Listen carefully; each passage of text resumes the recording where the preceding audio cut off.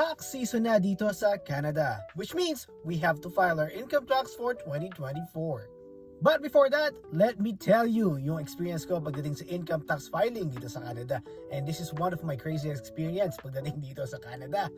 Para to sa mga mag-asawa, sa may mga partner, boyfriend or girlfriend na nag-stay together na or live-in is what we call it in the Philippines.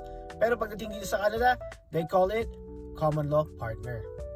So, ang rule kasi dito sa Canada, pag mag-asawa kayo or magka-live-in kayo ng partner mo for more than a year, kailangan nyo na mag-file ng tax together. Which means na kailangan mong isama yung documents or yung details ng partner mo, isasama dun sa details mo rin pagdating sa income tax filing. So, eto na nga yung nangyari sa akin at para maging aware din kayo at para hindi rin kayo mag-aya. Noong una kasi, hindi ako sure sa mga rules dito sa Canada. And may nakabanggit naman sa akin pero hindi ko lang din pinansin.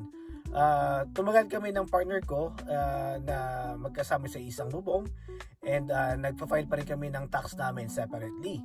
So nung una okay naman kasi nakakuha ako ng pera, nakakuha din siya ng pera. Pero nagka-baby na kami, doon na kami nag-decide na we have to file our tax together para walang maging problema. Pero, nung nag-file na kami together, nakita ng gobyerno na magkasama kami ng matagal at doon kami binalikan ng gobyerno. So, anong nangyari? Nagka-owing kami big time.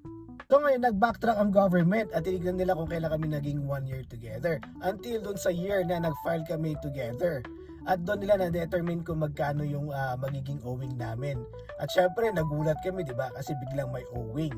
Pero wag kayong mag-alala dahil ang government naman kahit papaano ay tutulong yan. Hindi nila tayo basta sisingilin o preparesahin magbayad kung hindi naman natin kaya talaga.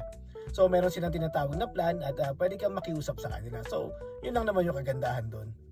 At ayan na nga, awareness lang mga kababayan kasi kung iniisip natin na one step ahead tayo sa gobyerno or kaya nating lokohin yung gobyerno ng Canada, nagkakamali po kayo. Dahil mahuhuli nila yung mga pinaggagawa natin dito sa Canada.